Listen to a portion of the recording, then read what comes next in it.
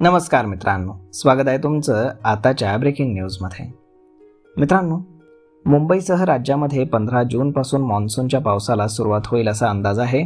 मात्र याच दरम्यान भारतीय हवामान विभागानं एक मोठा इशारा दिला आहे. प्रशांत महासागरामध्ये अल निनो सक्रिय झाला आहे. अल निनोमुळे थेट मान्सूनच्या पावसावरती परिणाम होऊ शकतो. विदर्भामध्ये आज उष्णतेच्या लाटेचा ऑरेंज अलर्ट जारी आहे. जून महिन्याच्या 14 तारखेला थेट उष्णतेचा इशारा दिला जातोय.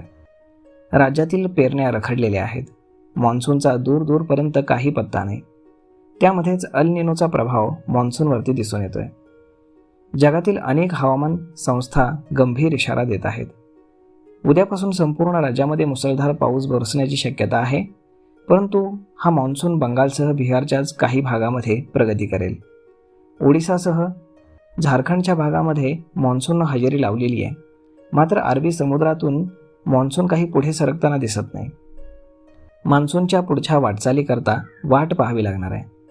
मान्सूनच्या वाटचालीकरता अडथळा येतो आहे, तर राज्यातील काही जिल्ह्यांमध्ये वादळी वाऱ्यासह मोठा पावसाचा इशाराही देण्यात आला आहे. अरबी समुद्रातील मान्सूनची वाटचाल पाहता राज्याला मान्सूनच्या पावसाची अजून काही दिवस वाट पाहावी लागणार आहे. शिवाय यंदा राज्यामध्ये पाऊस सरासरीपेक्षा कमी पडण्याचा अंदाज आहे. मान्सूनचा पाऊस पुढे वाटचाल करत नसल्यानं मोठं संकट उभं आहे. राज्यामध्ये पेरण्या रखडलेल्या असून शेतकरी राजा चिंतेमध्ये आहे. जूनचा अगदी दुसरा आठवडा संपत आलाय, परंतु अजूनही आभाळाचं दार काही उघडलेलं नाही. पावसाचा एकही थेंब जमिनीवरती पडलेला नाही. इकडे शेतकऱ्यांनी मात्र आशेच्या भरवशावरती शेत तयार करून ठेवलंय. मशागत पूर्ण केली आहे. खतं बी बियाणं घरात आणून ठेवलंय. परंतु आभाळाकडे पाहणारे त्याचे डोळे अजूनही प्रतीक्षेतच आहेत. कारण बळीराजासाठी पाऊस म्हणजे केवळ पाणी नाही, तर त्याचा श्वास आहे, संसार आहे.